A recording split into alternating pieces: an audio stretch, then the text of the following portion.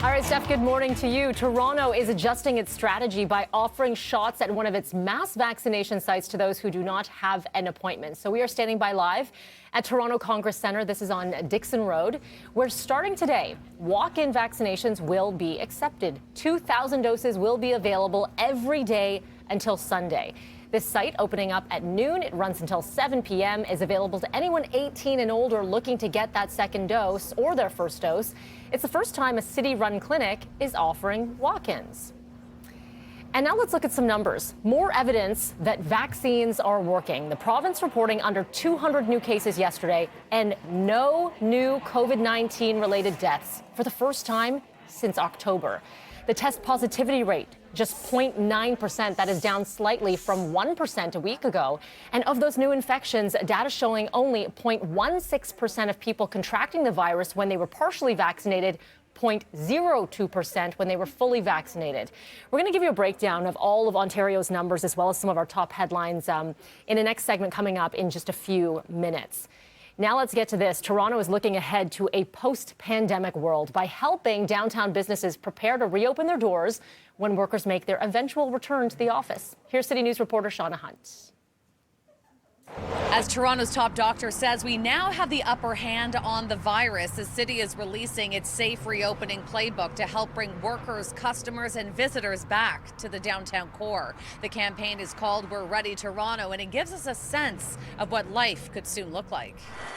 Before the pandemic hit, downtown Toronto attracted 500,000 daytime workers who were customers to about 2,500 Main Street businesses. Mayor Tory is confident that the vibrancy of Canada's economic engine will return, and when it's time, he wants people to feel safe working, living, visiting, and using public transit in the city. It is becoming more and more clear that Toronto, in a post-pandemic period, is going to be different than the pre-pandemic Toronto, but that can be and it will be a good thing. The Safe Reopening Playbook is led by the Toronto Board of Trade and has the input of hundreds of employers. It gives guidance on things like managing elevator capacity, staggering workflow, and improving HVAC systems. Mayor Tory says there remains to be a lack of guidance coming from the province. If there are to be restrictions that we don't at the moment know about, that's obviously crucially important information to have.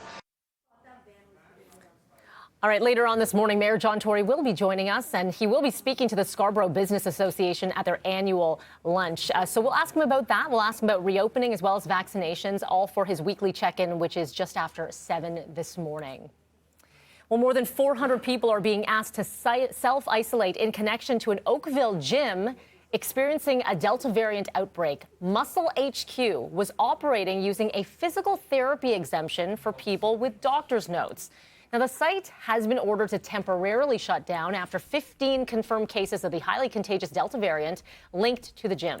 Under Step 2 of the reopening plan, Ontario gyms cannot offer indoor services. Halton Public Health says more than 400 high-risk contacts must quarantine for 14 days unless they are fully vaccinated. The Montreal Canadiens have come up short in their hopes to end their Stanley Cup drought. The Lightning, once again, Cup champs, defeating the Habs 1-0 to claim the series 4-1. Shally Lee with the fans in Montreal. Have a look. And the Tampa Bay Lightning are back-to-back Stanley Cup champions.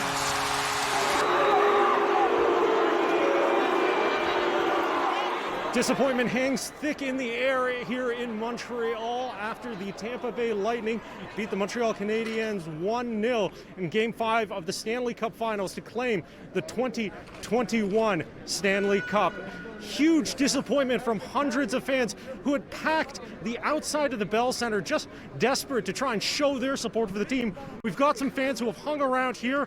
Friend, what's your name? I'm Alex. Alex, what did you think of the game?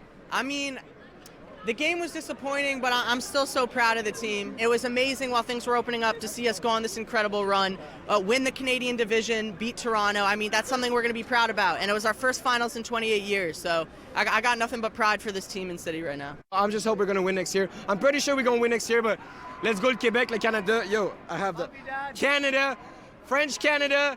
We wasn't in the final. Toronto wasn't in the final. Winnipeg, ain't nobody but French Canada was in the final. Let's speak French here.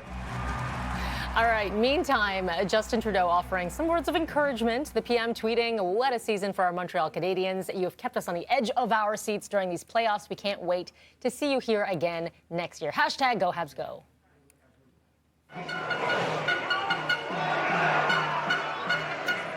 Meantime, check this out. Jubilant English soccer fans unable to contain all the excitement as the country's stamping their ticket to the Euro Cup final after beating Denmark 2-1 in extra time in yesterday's semi-final match. Now that this will be England's first appearance in the Euro Cup final, they are taking on Italy this Sunday, 3 o'clock. England, by the way, only has one international title, which they won back in 1966 at the World Cup. Meanwhile, we are about 2 weeks away from the Tokyo Olympics, but Japan has declared a state of emergency for the city due to a possible COVID surge. Now, the state of emergency is expected to start next Monday and go until August 22nd. A decision will be made today on whether local fans will be allowed at the games. Organizers had previously decided to allow local spectators at up to 50% capacity at venues and a maximum of 10,000 people. Now, the upcoming emergency will be the fourth for Tokyo since the pandemic began. The Olympics already delayed a year, set to begin July 23rd. Well, over 30 American states are taking legal action against Google. We're going to talk to Mike Epple. He'll explain why, and that's coming up next.